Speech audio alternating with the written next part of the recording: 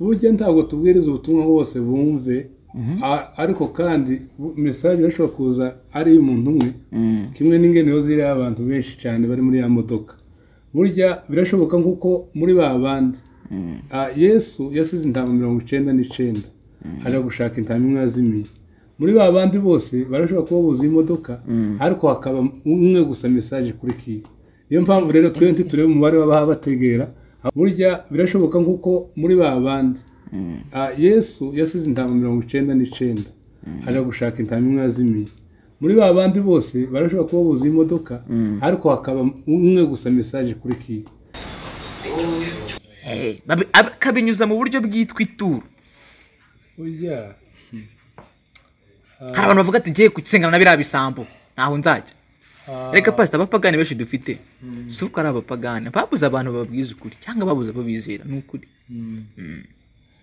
burya Imana ntiguha umugisha nk'uko bakubwiye ngo zana ibi ngibi ukabitanga Imana iguha umugisha mu gihe wumva itegeko ryayo icyo ngicyo nicyo cya mbere Imana iha umugisha Pastor Bizimana nyuma y'abandi abo ni abahanzi we bose babireba ubu nta wundi muhanzi ushobora gukurikirana ibihangano byiwe utari muri icyo gisate cyo kuramya no guhimbaza utari muri icyo gisate sinzi kabisa ntazi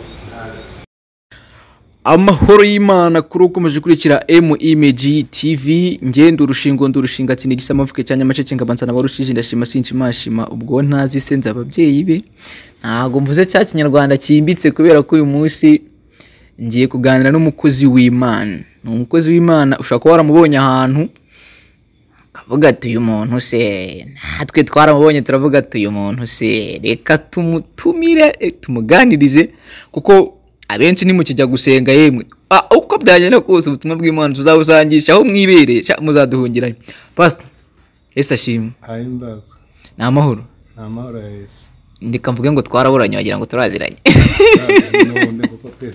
pastor twaraburanye kubera ko nigeze nakubona muri bisi uri kuvuga ubutumwa turasa kubigeraho ubundi ku bantu batakuzi urinde uri muntu ki barakumenya bese bibwire murakoze cyane amazina ni Ndagano Rumbiza Justin dukora umurimo w'Imana mu itorero rya mu church Ijabana ndo umupapa ndubase abashuze itorero rya mu church Rwanda paruwasi ya Ijabana murakoze cyane aho ngaho ni huterane noneho barizwe niho mbarizwa aho mucaca ngira ngo mwabyumvishije pastor amaze kutwibwira pastor rero imba nagutumiye kugira ngo hagire ibintu runaka w'umucyo ngiye ubwanje ibyo mbabwira n'ukuri nakubonye muri bisi itwara abagenzi zino twitashira umuteto nkubonamo uri gutambutsa ubutumwa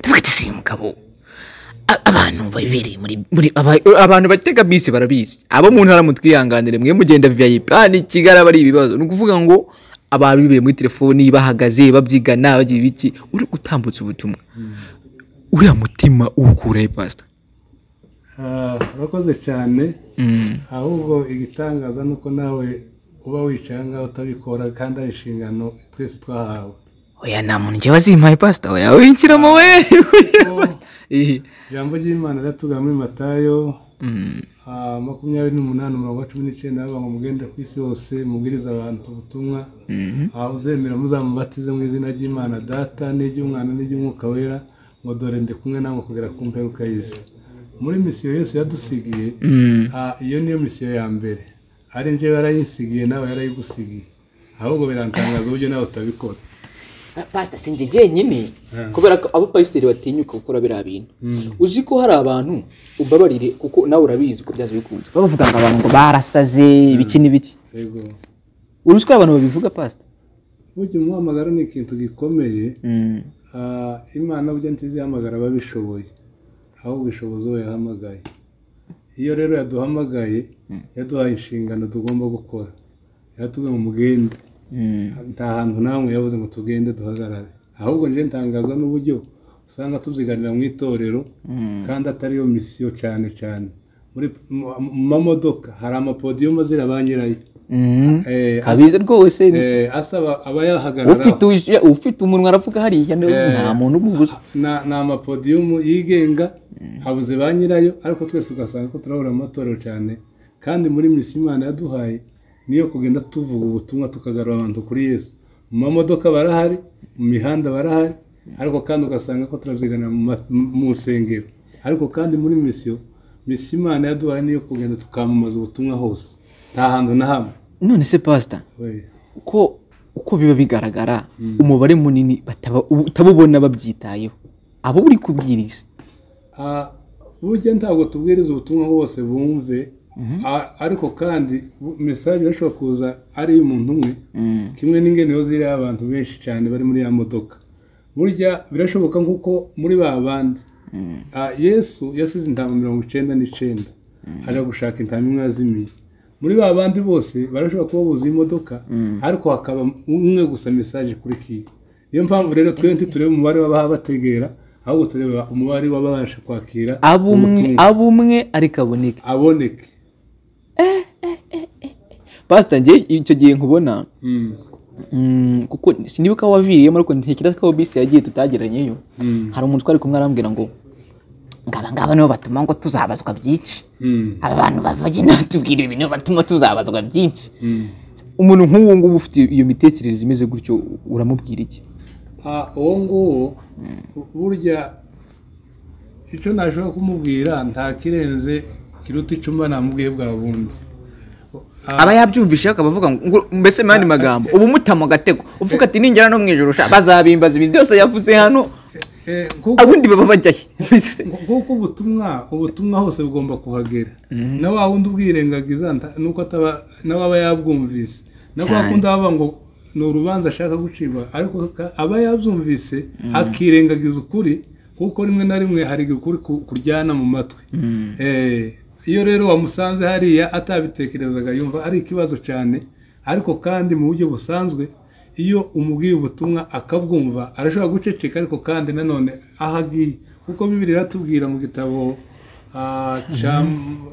cya Matayo bice 7:24 ngo umuntu wese wumva amagambo yanjye akayakomeza ngo azaba ameze nk'umunyabwenge wubatse inzu ye ku rutare imvura yaraje imivu iratemba umuyaga urahuha byose byikubita kuri ya nzu ngo yanzu utacawe nkuko ari yubatse ku rutare ngo ariko umuntu wese wumva amagambo yanjye ntayakomeze azaba ameze nk'umupfafa wumvise amagambo cyangwa se wagiye kubaka yubaka ku musenyi imvura yaraje imivu iratemba umuyaga urahuha byose byikubita kuri ya nzu kandi ngo kugwa kwabaye kunini burya hari abenshi bumva amagambo bakayakomeza ariko kandi hari n'abandi batayumva ariko kandi kugena baba bumvise kuko burya umuntu yatarapfa umutima nama imbaraga z'Imana ziba zigifite kumusanga zikamusangana zikagira icyo zihinda ku buzima bwe. Pastor amagambo mbwira akomeye kubera ko abenshi burabumvaga ko kuba bivuze kuriya nta si ubu babangamiye ndabizi arabavuga ko ubu babangamiye kuba waje ukababwiriza hariya kuko hari abantu bakwepa gusenga kuko ugasanga umuntu gusenga arabikwe aha byumvije hose akiruka ariko nizire ko uburyo bisobanuye umuhaye umucyo ni ikintu kiri kumvikana. None pastor ko aba pasiteri bagenzi bawe wenda si ukugushyira mu matiku cyangwa se hari abapasiteri bagenzi bawe batari bake badafite umutima nk'uwo wawe uko wafata umwanya ndetse bafite mu modoka yabo bagendamo n'abagabo bambara amakote meza bafite inzu nziza ko bigoye ko bari abantu babona bakora nk'ibyo ukora kwirwa ubwira abantu bariya none basa nk'abatumva baba bibere mu mabisi aba batega bisi buriya ntakubera pasiteri aba benshi baba ari ibibazo gusa bifite ibibazo kuki batafata uwo mwanya muri bakeya bajya muri mwazira bisi ba pasiteri mu bikora muri bake aba mama bajya kubwiza mu masoko ni bake abona nyine ariko abo ngabo sinje biterwa n'iki ko bari muri bakeya rero kuko imihamagaro iratandukanye ariko Imana ni imwe ariko kandi imihamagaro iratandukanye kandi basanga yose nenda siko abantu bose bahamagawe cyo kimwe ukuvuga ngo none se pastor Imana ishobora guhamagara mu buryo butandukanye bikomeye hari abahamagarwa n'Imana hakaba bihamagara hakaba hamagarwa n'imiryango twabatandukanye gute kuko ibyo bakora biratandukanye kandi mwese muvuga ijambo ry'Imana. Tuvuga ijambo ry'Imana twese, ariko kandi ugasanga n'intego ntabwo ari imwe. None niba byumvikana neza nukuvuga intego yawe nugushyira ubutumwa hahandi abantu tutatekerezaga, kuko ubutumwa bukwiriye kugera mu mahanga yose, ahantu hose, kuko biriya ni kubivuga ngo muhere Yerusalemu, Yudaya, Samariya kugera ku mperuka y'isi. Burya iyo tuba tuvuga ubutumwa, hari imitima ya benshi iri kure cyane. Hari abatabona umwanya wo kuja mu materaniro ngo baje guterana, ariko kandi hariya muri bisi ni uburyo bumwe bwo kureba bajye bataza baterana nabo bakagezwaho ubutumwa, kuko umuntu wese azabazwa icyo yumvise. Urumva? Kirumvikanye. Pastor uti buri muntu azabazwa icyo yumvishije. Pastor ubumba ndi hano ngo mbarize babahungu banje abantu benshi cyane badukurikiye mba ndi hano ngo mbabarize. Hari abantu batari bake Pastor bacitse mu nsengero kubera ko abapasteri niba ukurikirana imbuga nkoranyambaga ujye ubibona aho umuntu avuga ati kanaka Imana yantumye ngomba kubana na kanaka, akaza kubibwira abantu kuri kamera. Imana yamutumye ngomba kubana kanaka, nkibaza yajya akabimwibwirira. Noneho ugasanga abakristo cyangwa abantu muri rusange twatangiye gucika intege tuvuga abantu turi gukorana umurimo bameze batya, ngaho ngo basanze mu tubari, ngabo bafatiye ku bagore babandi ibiki n'ibiki.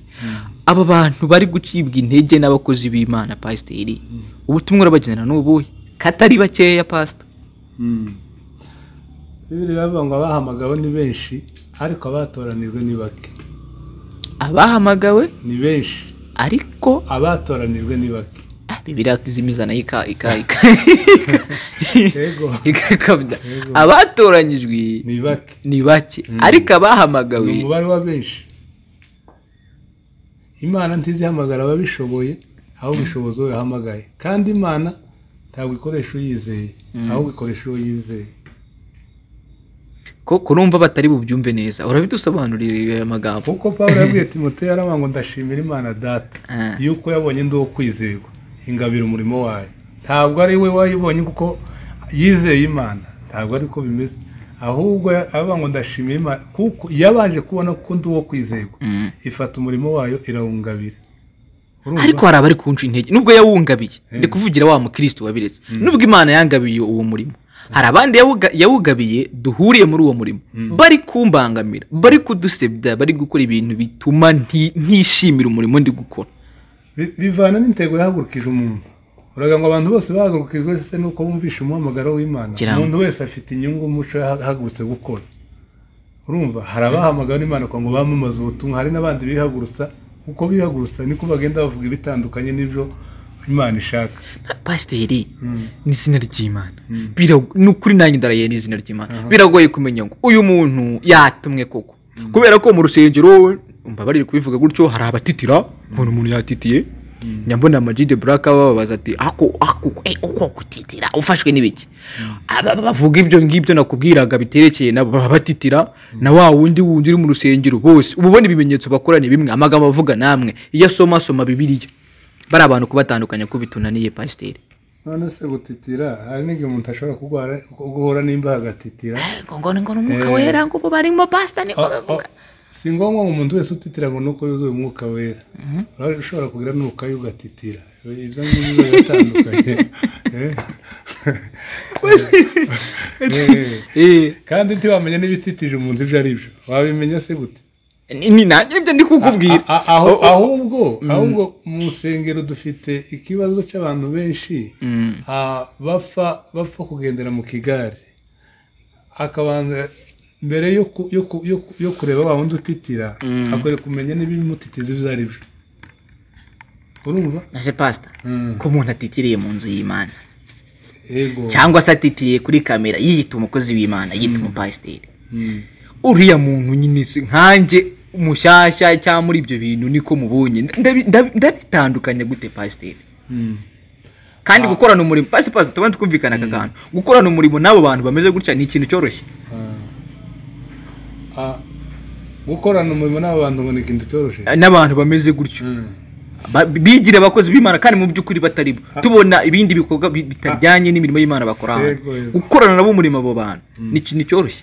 ahubwo igitangaza bajya bakorana nabo nuko nabo bisaba ubwenge, bisaba ubwenge. Burya iyo upfuye kugendera mu kigare urashobora guhura n'abandi bakakujyana uko bashaka kubera ko ntawe uhagaze. Ariko rero mbere banza umenye nimba ese ibi bintu ahayikora biva ku Mana, kuko hari igihe uvuga ngo n'Imana yagutumye atari nayo yagutumye, waje gukora ugakora ibihabanye n'ibyo Imana ishobora kuba yagutumye. Umuntu waje gusanga ngo ni umukozi w'Imana. Hari n'abakorera Satani nabo, kuko Satani nawe ariga yihindura marayika w'umuco. Satani yihindura marayika w'umuco gute se uko nguko? Gute se? Ubundi kera tukiri abana, ariko nawe urabizi kuko uri umubyeyi, hari ukuntu twakuze tuzi ko ngo Satani aba ari umukara. Ni ibitekerezo nyine abantu batekereza. Gusa Satani aba ari umukara. None wowe ukumva ati Satani mu ibara ry'umucyo ati Satani yigaragaza nkaho, kuko Satani mu busanzwe yahoraga ari yatwaraga umuco w'Imana. N'ubu ngubu hari igihe kimwe na rimwe agaruka mu itorero ugasanga rimwe na rimwe yihinda nka marayika w'umuco, ariko kandi akija ashaka kuyoboza benshi. Urumva? Bivuze ngo abakristo barasabwa kwitonda. Barasabwa kwitonda. Bakamenya ubwe kuko Imana yaduhamagaye niyo kwizerwa. Abakristo nabo bagomba kwitonda bakabasha gutahura akamenya ikibi n'iciza. Umuntu ntapfe kugufata ngo nakubwira ngo nuko bimeze nawe uhite wirukanga. Banza ufate nimba Imana itanga ubwenge. Saba Imana guheza ubwenge kwaza gutaha. Ari jambo nzi ako ntabwo nza uryanditse. Ngo n'uburu ubwenge nzaguta. Ni muri ubajije aho byanditse wawe ndenganyije. Ariko nzi ko byanditse. Ati n'uburu ubwenge nzaguta. Ni muri yose ya 6. None pastor, hari ubu impamvu no kugutumira ya hatari cyatumye nanabigira. Hari ibibazo byinshi abantu abenshi tutabana mu nsengero.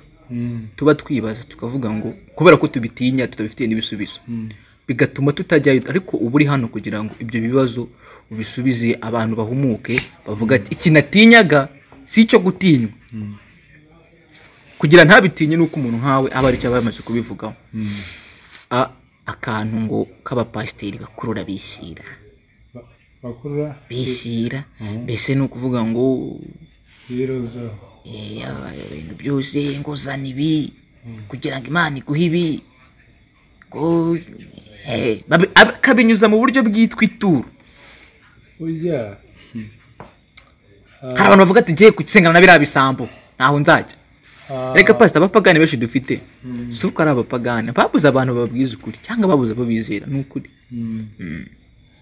Burya Imana ntiguha umugisha nk'uko bakubwiye ngo zana ibi ngibi ukabitanga. Imana iguha umugisha mu gihe wumva itegeko ryayo. Icyo ngicyo nicyo cya mbere Imana iha umugisha. Aka kantu gasubiremo abantu bakumva kuko ni benshi batakazi.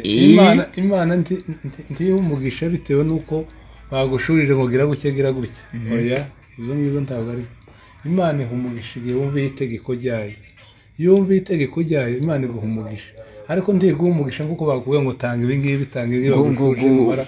Ngiye ari umupasiteri nabonye ni video abwira umuntu ati wanyu hari ibintu bakupfuritse, ati batanze ibihumbi nibaravuza ngahe sinibuka, ati zana yanga ayakubye kabiri, tizana yanga aya kugira ngo ibyo bintu bikemuke. Ibaza abantu mu gukorana umurimo w'Imana n'ukuri mfira. Bagomba guhora nabo nyine none bavuze. Burya abantu benshi bafite ubuyobe butandukanye. Kujya kubera kudafata umwanya wo gusenga no guhura n'Imana, umuntu arayoba kandi akaba yakora ibidakorwa. Bitewe n'iki? Iyo utafashe umwanya wo kubaza Imana, urashobora guhura n'uwari wese akakuriganya kandi akayajana pe amafaranga akayagukuraho. Kubera iki? Tubafashe umwanya wo kubanza gutekereza, ukumva gusa yuko nimba bakubwiye ngo gira gutya. Ese pastor, urutubwira ngo kubanza gutekereza, kuko ubu gutekereza birenze kuko umuntu abikubwiye ari mu nzu y'Imana, uko kubitekerezaho nuko. None se abari mu nzu y'Imana se bose niko bose bafite umwuka w'Imana? Ngira ngo ega mu nzu y'Imana harimo n'abajura, harimo ibyo byose ibyo barimo. Mu nzu y'Imana harimo n'abajura nini. None se kuko ku ruhimbi pastor. agakiza ni umuntu ku giti cye, agakiza asaka bose. Urumva abashobora gusanga mu nzu y'Imana buzuye ari benshi, ariko kandi ugasanga abakijijwe ni bake, kandi ugasanga abenshi bakitwaza rya zina ry'Imana bakaba bakura abantu ibyabo bakabambura, ugasanga byose byitiraho mu nzu y'Imana. Icyo nacyo abantu mwatinyaga kujya gusenga ngo bari abapasiteri ngo n'ibisambo, pastor akubwira ati shishoza atabari mu nzu y'Imana bose suko bafite uwo mwuka w'Imana nyine, ati ni mu yandi magambo n'ibyo bisambo birimo. Shishoza urebe ngo uyu muntu ni gute, ariko si impamvu yabuze umuntu kujya gusenga ngo bari abapasiteri ngo bari gute se. Hari uje gusenga pastor, ariko niwe umwigisha, uramwigisha, ariko kandi nawe aba afite ubwenge bwo gutahura kumenya ikibi n'icyiza, kuko nimba yarageze mu itorero, mu itorero siho hari abaswa, mu itorero naho hagomba kuba hari abanyabwenge batahura bakamenya, sibo bakagombye guhendwa nk'abana. Bakagombye gushika mu itorero, iyo wahamagawe ukajya mu itorero uba ufite ubwenge bw'Imana, ufite ubwenge bw'Imana, kandi ubwenge bw'Imana iyo ufite ubwa Satani ntupfa kukwinjirana gutya gusa.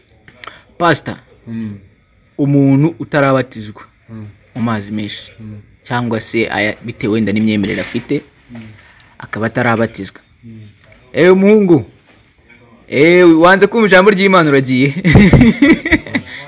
Gosha ubundi nzajya mbabazanira buretse wowe. Umuntu utarabatizwa pastor akaba yikorera ibikorwa byiza cyangwa se atajya no gusenga, mbese ari umupagani atari wa muntu bangame, uriya muntu hari icyo atwaye umuntu, urugero ntarabatizwa, ntasenga ku cyumweru, nta n'umunsi wo gusenga agira, nta n'idini ntahabarizwa, mbese ariko n'umuntu n'ukuri kw'Imana ugerageza mu gukora nyine ibintu icyo amategeko ateganya, mbese wenda saa y'Imana wenda n'aya leta kuko byenda no gusa, uriya muntu hari icyo atwaye atajya gusenga, asanga ntajya gusenga, nta n'ubyitayeho, ntiyabatijwe ntaki, ariko nawe ntababangamira. Sinzi niba abantu bizi ko babaho, barahaba benshi bataza baja mu materaniro, akumva nta n'ikibazo habayeho mu buzima nyine bwaho ngaho, ariko ujya bibavuga ngo ntimukibage guterana, kuko bibage guterana bararimbutse. Ntimukibagirwe guterana kuko ababyibagiwe bararimbutse. Burya iyo reka nkubwire inshuti yanjye, ndakumva, iyo jewe ntacyo dupfa n'umuntu utarakizwa, ariko kandi akizwa ari uko yabanzije kumva, kuko bireze ngo kwizera kuzanwa no kumva, kandi kumva ijambo rya Kristo. Burya ntiwagenda umunsi umwe mu rusengero ngo uhite, birashoboka hari abafite imitima itandukanye, hari ushobora kugenda uwo munsi yashika mu rusengero agahita akizwa uwo munsi, hakaba n'undi ubanza kuza akamara iminsi aza mu rusengero yumva ijambo ry'Imana agataha, ariko kandi atarafata umwanzuro, ariko uko agenda yumva ijambo ry'Imana niko bimuha imbaraga zo kwinjira, zo kuruha akazakira Yesu umwami n'umukiza, kuko bireba ngo kwizera kuzanwa no kumva, kandi kumva ijambo rya Kristo. Nta wakwizera atabanjije kumva. Pastor, uko bisobanuye bisa nkaho uvuze ko umuntu nk'uwo nari mvuze utagira idini, utagiterana, amaherezo yiwe atari meza. None se wavuga ko ari meza gute? Ariko ntacyo atwaye pastor, nubwo bwose atagera mu rusengero ngo yapakira kurara abarizwamo ngo watanga ibya 10, ariko nta muntu abangamira, uwo muntu afite ikihe kibazo, hari ikibazo kiri buze kumukaho. None se tuvuge nk'uko nk'udaterana nyine ntaterana, nk'uko udaterana burya Bibiliya zivuga ngo hanze hazaba imbwa n'abarozi. Ese pastor, hanze aho bavuga ni hanze igera ntacanze ni hanze y'agakiza. Ese mama ni hanze y'agakiza, hanze hazaba imbwa n'abarozi, abajura n'ibindi basambanye. Yego, ni hanze y'agakiza. Abantu badakijijwe nyine urumva baba bari hanze. Abantu se shabari babizi kare hanze, twiyimviraga hanze y'inzu nyine, mbese hanze y'agakiza burya mu gakiza niho imitima yacu iruhukira. Pastor, hirya y'agakiza nta buzima. Twenda kugana ku musozo tunakurekure nawe uje mu tundi tuntu dore ko tugufatiranye muri uno mugoroba amasaha akuze. Reka nifashisha urugero rw'amateka y'igihugu cyacu. Twanyuze mu mateka akomeye yashaririye cyangwa se n'ubuzima busanzwe umuntu yashobora guca mu bihe bikomeye hahandi atakambira Imana akavuga ati Nyagasani mfasha ibi bintu nibitungana nzagushima tugahiga bya bintu bikazaza gukunda ariko bikaza kubyara kudamarara tukibagirwa y'amasezerano. Abo bantu urabambwira iki ko mbafitera? Akenshi ugize ngo birebe ntabwo tugwa mu butayu. Ntabwo tugwa mu butayu. Ntabwo tugwa mu butayu. Mu gihe tuba turi mu bihe bidushaririye ni nacyo gihe twegera Imana cyane tugasenga Imana n'umufasha n'imihigo myinshi cyane, ariko akenshi aho uzarebera nk'uko umuntu akomeye n'igihe azahagaze mu bisubizo. Aya magambo arakomeye Pastor. Kugira umenye imbaraga z'umuntu mu yandi magambo uzabibona uko ageze mu bisubizo. Kugira ngo umenye umuntu uwo ari we uzamumenyera mu bisubizo. Ntabwo uza mu butayu aba ashakisha uburyo yegera Imana cyane, ayigira inshuti. Urabyumva? Ayigira inshuti, Imana fasha, Imana ntabara, Imana nubona ngeze kuri iki kizagushima zagira butayu. Ari nabo Yesu yakijije ariko ngo hagaruka bari benshi ariko hagarutse umwe gushima. Aramuha ngo se abandi bagiye. Akenshi ntabwo tugwa mu butayu, akenshi tugwa mu bisubizo. Abo bantu kari bo gusaba dukurikiye Pastor. Nkuko niko bimeze. Urarebe akenshi uyu munsi urashaka kugenda ugasaba Imana ko Imana mfasha ubuzima ndimo nimara kubuvamo nzagushima. Imana yaguha ubushobozi, yaguha amafaranga, ufata kuri miliyoni, nimba utamwe inzoga ukatangira gushakisha uburyo bazimwa, nimba utajaga mu kabare cyangwa se mu ndaya ugatangira gushakisha uko bazaba bijamo, kubera iki ya mafaranga karakuyobora ntabwo noneho bwa buzima utangiye kubwibagirwa. Ingeso zawe rero burya ntawe uzizi, wazimenya bitewe burya ipusi ibifite bugigira inzara ndende cyane. Ariko ikimeze gutya izisa naho ari inkristo, isa naho yagiye mu rusengero. Ariko uzapime kuyikoraho gutya rero urebe za nzara zayo zose zirambura.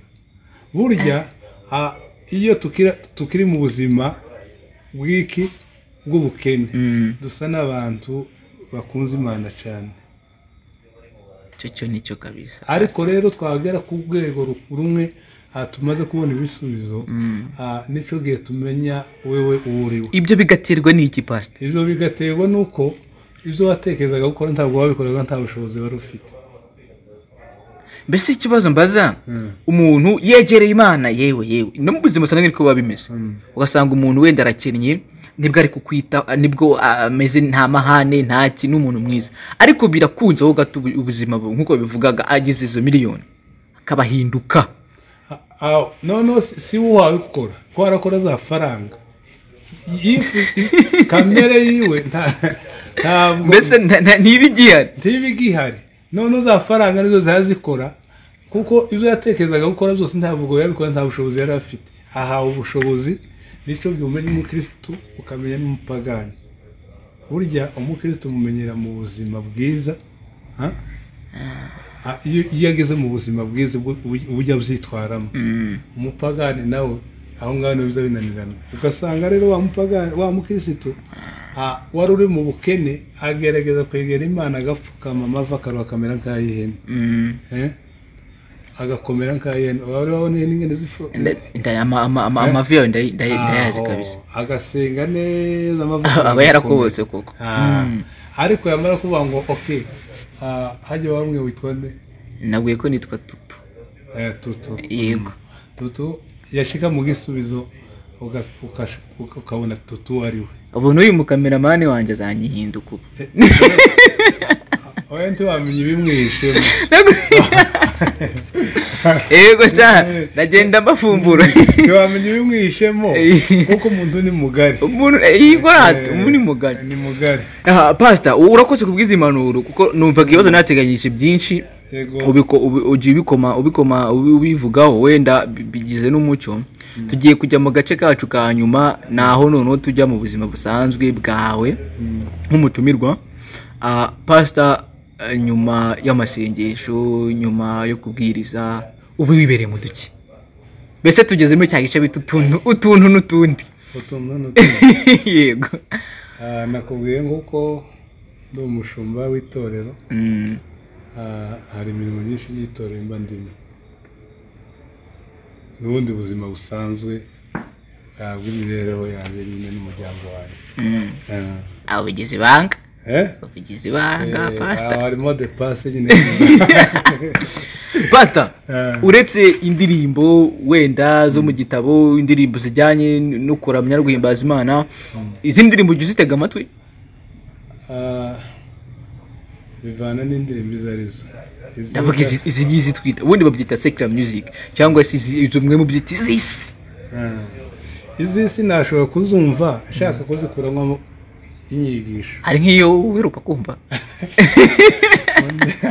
ndirimbo sinakurimbira habe na gato oya sinkubwira nanjye ngo ndirimbire oya ntago naba nkoze naba ncanye itara muri Kigali n'amatara yose ahari naba ncanye itara oya ntago nabikora pastor wenda ukabukaza ukavuga ati indirimbo ngiyewe ndibuzameruka kuyumva izo zisi nyine izo twita izisi pastor ubu ntago wanze kubimbwira uzikurikira oya rwose twese nakubwira nyuma y'aba Israel Mbonye nyuma y'aba Patient Bizimana nyuma y'abandi abo ni abahanzi wenda nyuma y'aba bose babireba ubu nta wundi muhanzi ushobora gukurikirana ibihangano byiwe utari muri icyo gisate cyo kuramya no guhimbaza Imana muri icyo gisate sinzi kabisa navuze yuko no mukurikirana nashatse ko numvisha indirimbo aririmba kuko hari inyigisho ushaka kuyikuramo ariko usibye izo ngibyo rwose none nk'ubu wicaye nka televiziyo ukajya kubona ukabona babishyizemo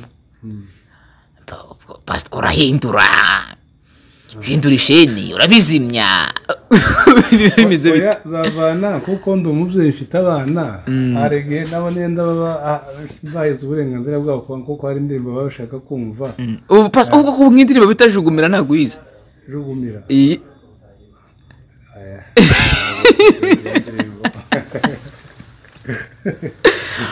pastor aho ngaho byari mu gisate cy'umuziki tugiye mu gisate cya siporo muri siporo ho pastor abarizwaye muri siporo nimba ari mu gisirimba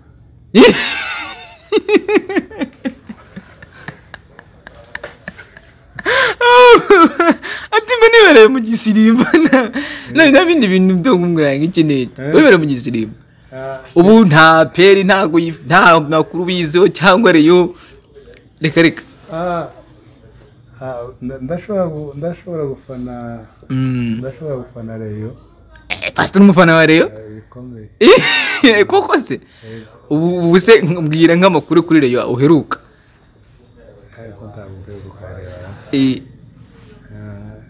bene ubu nyine nageze kuri izindi nshingano nyine mba nzishyize ku ruhande nkaba ngo reka njye kureba umupira cyane nakurikirana reyo mbere n'ifana ndayifana ariko kandi ntavuga ngo mfata umwanya munini cyane wo gukurikirana uwo mupira ngo ngezaho namenye ngo nguriya mukinnyi yitwa nicyo ngiye kukubaza none pastor isubwira ati ntibikubaza aho ngaho icyo ngicyo cyananira ku munota wa mbere ubu ngubu muri siporo ubwo wenda ni football nayo mbere kuri football kubera ko football ari umukino wenda ukurikirwa cyane n'abantu b'ingeri zose hano nsigaye mbona isi y'uno munsi umuntu ashaka kuba wenda akora ikintu runaka ariko akisanga no mu kindi bibamo nta n'indi siporo yindi uretse wambwira siporo yanjye ni igisirimba rwose ibindi ni uko nkora ubu nta n'indi siporo n'indi usange wisangamo sinakubesha ngo hariyo nari nakora ariko nabwo kuko siporo aba ari uburyo nyine bwo kugira ngo ugireho umubiri wawe umere neza. Yego. Ariko kandi sinakoresha kuko tuzama siporo si cyane rwose. Pastor zawe birebeho buriya. Birebeho. Ariko ndihoramo. Izi. None se kuvana nyacunga n'ijoro na siporo. Zirazama biriya biriya n'abantu basanzwe barabikora. Pastor biriya n'abantu basanzwe barabikora. Yari pasiteri wacu twari twamutumiye hano atuganirize ashyira umucyo ku bibazo twagendaga twibaza. Pastor nagiraga ngo ugire ubutumwa ugenera abantu badukurikiye, uyu mwanya kabisa n'uwawe. Murakoze cyane, ndabashimiye. Unatusengera tunasoza. Ndabashimiye rwose pe ku cyizere mwangiriye kuganira namwe, kandi ndumva kuko twaganiriye neza. Ariko kandi cyane cyane icyo nakangurira n'abadukurikira bose, kuko mu nshingano Yesu yadusigiye hari igihe rimwe na rimwe tutazubahiriza zo kugenda tubwira abantu ubutumwa, kuko hari akantu ntibuse kubibabwira neza. Umwanya urahari nta kibazo. Njya gutangira iki gikorwa cyo mu modoka, natangiriye mu muhanda ngenda mbwiriza umwe kuri umwe, twahura n'umuntu nkamuganiriza ubutumwa, nkamubaza ngo urakijijwe, yaba akijijwe nkamukomeza mu rugendo rwo kujya mu ijuru. Nasanga adakijijwe nkamubwiriza ubutumwa, akihana nkamusengera, uwo ngo akababaye uwo mu nzu y'Imana. Rero mbona rimwe na rimwe bishaka kubagora, kuvuga ngo uhagarika umuntu hari aba afite gahunda ze zihuta. Senga Imana ndavuga ati rero ngomba kujya kubwiriza ubutumwa mu modoka. Pastor umwanzuro ukomeye pe nakugeza wansobanuriye, ariko n'umwanzuro ukomeye. Ngomba kujya kubwiriza ubutumwa mu modoka, mbisengera Imana, mbwira Imana ngo Mana ufashe none kwamamaza ubutumwa mu modoka. Ngibitangira byari biteye ubwoba, nawe wumva kubitinya. Ntabwo nabitinye cyane nkuko hano turisanzura nta kibazo nuko uganira. Ntabwo nabitinye cyane nkuko wari umuhamagaro wanjye. Iyo Imana yaguhamagaye igutegurira na tero ugomba gukoreramo. Narebaga uburyo mu modoka nk'umunsi wa mbere kugira abantu bari mu ceceke tuvuga ubutumwa, bishyuye yabo. Nabonye nawe wishyura, nukuri kw'Imana nabonye nawe wishyura pe. Nareka se gute byarantunguye buriya. None se wagendera mu modoka yandi itari yawe utishyuye? Ntibishoboka. Niyo yawe uragenda ukajyana nawe ukayishyiramo. Abakozi b'Imana baracyariho, njye mbibabwira, abakozi b'Imana baracyariho. Nuko ntangira buke mbamba reka ndebe icyo umunsi wa mbere mbikora nyine, mbona umunsi wa mbere biciyemo. Ati kandi wakomeza n'uwa kabiri ndazakunda kugeza igihe bikunze. Ndatekereza uyu n'umwaka hafi n'amezi 2 ukora birabintu ndi mu modoka mbambwiriza ubutumwa. Nabangiye Nyabugogo abwiriza, utumye ikiganiro tugitangira. Nabangiye Kimironko kabwiriza kagera Kimironko, nabangiye Kicukiro nuko nguko, nabangiye Remera nuko, nabangiye za Ruyenzi, aho hose. Ni izihe mbogamizi uhura nazo kugenda ubuzara mu modoka? Imbogamizi mpura nazo ntabwo navuga nkuko simbikora buri munsi bitewe n'ubushobozi, ariko kandi umwanya ngiye mbonye ubushobozi ndagenda ngakora icyo Imana ishaka ko dukora. Ni uburyo bwa nta muntu urakubangamira ngabeya. Oya rwose pe, abashoferi ndatekereza kuko Imana isanga iba yabakoze ku mutima. Abenshi bamaze kubyakira, ndetse abantu bo bamaze no kukumenya mwabirabi. Nkuko niyo maze iminsi ntahagera baramwa bose bagiye none utakiboneka, bivuga yuko ubutumwa bamaze kubwakira kandi nabo bamaze kubyumva, kuko kuvuga ubutumwa mu modoka ari inshingano z'umuntu wese wakiriza umwami n'umukiza w'ubugingo. Niyo mpamvu rero icyo nacyo ndagishimira Imana kuko ni igikorwa cyiza cyane. Rero nkaba nkangurira abantu tubanze tuve mu nsengero ntituziganire mu nsengero ngo amamikorofone uzoza mvuga ko nawe baguha mikorofone hari aho bakeneye nk'uko mikorofone bazifata ariko kandi zibuze ba nyirazo. Wavuze ngo hari amastage harya ngo amapodium hari udututi mu yandi magambo turi hari imbere mu modoka be kwirukira mu nsengero gusa banamenye ko ntari inyuma tubuze ba nyiratwo kandi boza byaba byiza bakagarura imitima y'abantu ikagaruka kuri Yesu. Rero murakoze cyane, Imana ibamugisha. Kamera mufite ikibazo ngabaze ikibazo cyawe. Wenda icyo nabaza hari igisubizo cyiza yabonye wenda ntabwo cyagenda abwiriza umva ikibazo nk'abantu bagwamagaga kubwira pasiteri tambuka nta kibazo ubutumwa bw'utubwiza twarabonye ni bwiza. Hari abantu baguhamagaye ushobora kuvuga uti ushobora kuba warabwirije ariko ukaba nta n'umwe abonye yaguhamagaye ngo mbese hari inyungu bibonamo ngaho subira kuri kamera itakwemera. Urakoze cyane inshuti yanjye mu cameraman bamwita muhimeje. Icyo kibazo bajije rwose ntabwo uyu murimo ntabwo ari uwanjye, ni umurimo w'Imana. Kuko birivuga ngo ibisarurwa bireze ariko abasaruzi ni bake. Ibisarurwa bireze ariko abasaruzi, mbese abantu bumva ikinyarwanda bigoranye ni ukuvuga ngo ibihingwa imisaruro ibyo twahinze byo ni byinshi ariko ababisarura bo ni bakeya. Akenshi uko nakigiye mvuga ubutumwa ndatekereza yuko hari rimwe bampamagara bari mu Ruhengeri, abandi bakampamagara bari za Rulindo, abandi bakampamagara rumwe twahuriye mu Ruhengeri hajya ubwo mu Ruhengeri ntumbaze Nyirangarama kwa Nyirangarama tweko bavuga ari impamvu bunashatse kubavuga twikomereze. Narageze mpurana n'umugabo arampobera atamakuru pastor ni meza ndamati ariko mbona simuzi ndamuze ngo mpambona ntakuzi wamenye ati umunsi umwe twari tuvuye ibwera mvura tumanuka wabwiriza ubutumwa bwiza niyo nakumenye muri bisi. Ubundi umunyeshuri ampamagaye niba ikigo yari ariho za Rulindo arambwira ati ubutumwa yari ari Gakenge, ubutumwa wabwirije umunsi umwe twatuje Nyaconga ahubwo ubutumwa bwankozeho. Kameramani wanje byumve neza n'abantu mwumve ko biriya bintu bari gukora abwiriza abantu muri bisi.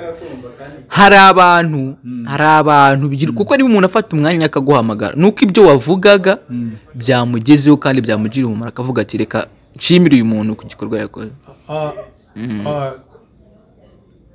Ngewe cyane igikenewe nuko abantu bava mu byisi bakakira Yesu nk'umwami n'umukiza w'ubugingo bwabo. Iyo rero mbonye umuntu nkuko ngewe iyo mpambwiriza mfata umwanya wo kuvuga ngo ukeneye kwakira Yesu nk'umwami n'umukiza w'ubugingo bwe nazamura ukuboko dusenga Imana bakazamura benshi cyane, bakazamura amaboko abenshi cyangwa ngombwa ukabazana nimero de telefone ashika kan telefona nari mfite ikibazo kimeze gutya nari ndi mu bibazo bimeze gutya none mfashe gusenga kumva biranejeje cyane nkuko za bikorwa nakoze bikoreshejwe n'Imana zatanze umusaruro. Niyo mpamvu rero iyo habonetse batatu bane ba telefone bakambwira ngo ijambo watubwirije hari ahantu byankoze, hari umwe nasanze ibyo zose Imana imfashe ubutumwa nenda buzamugereho nta kabuza. Nagiye umunsi umwe ngiye gutarama Kimironko mu ijoro hari nko mu saa 3 mpurana n'umudamu mu modoka, mpurana n'umugabo mu modoka ndabwiriza bisanzwe. Ubona umugabo aho yari yicaye ku ntebe avuye ku ntebe y'imbere araje yicaye iruhande rwanje arandegera kugira ngo yumve neza aranegereye ndabwiriza mara kubwiriza arambwira ati rwose pe mbabarira naringiye gutarama ariko kandi umudamu yatinze gutaha asa naho ambabaje iza ntamubabariye ntamashika nivumbura ndagenda ije gutarama ariko kandi umutima uvuza amagambo numva neza ije w'Imana yagutumye.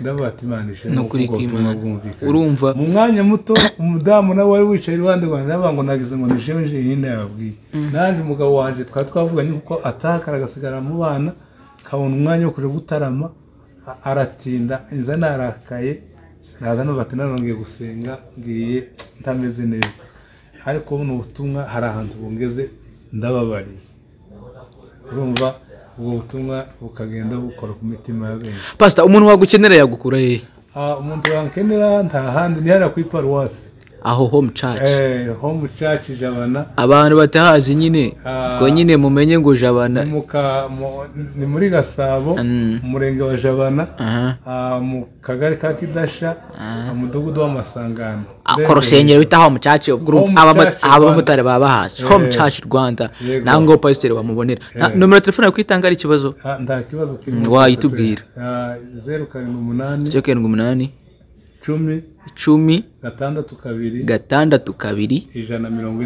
141 niba utazumvisha usubize inyuma wongere uzirebe neza pastor turagushimiye kuba witabiriye reka dusoze dusengera uturagize Imana ubutumwa bwo bwatambutse kandi nizere ko n'ubutamu ntago ukenera azakubona pastor namahoro ya Yesu murakoze kabiri murakoze cyane reka dufate umwanya dusenga Imana data mu izina rya Yesu Kristo Nazareti twongeye kandi kunezerwa uyu mwanya mwiza tubashe kubamo ikiganiro tuganire nawe bene data turasaba imbaraga zawe n'urukundo rwawe ku buzima bwacu reka buri wese uzabasha kumva aya magambo azagira icyo ahindura mu buzima bwe n'abafata umwanzuro wo kugukorera kuko ijambo rya ratuwe ngo twamamaze ubutumwa tugere mu mahanga yose ndabizi neza yuko Mana igihe turimo ni igihe kigoye giteye ubwoba abenshi baba bakora ibidakwiriye ariko kandi utahuza abantu iby'ubwiru bwawe babashe kugendera mu kuri kw'ijambo ryawe bene data uyu mushinga bafite uwagure ugeze kure cyane uzatanga umusaruro kugira ngo ubutumwa bwawe bwamamare bugere kure cyane abashaka guhinduka bahindurwe nawe kuko ijambo ryawe ari ukuri komeza ubagire neza ubiteho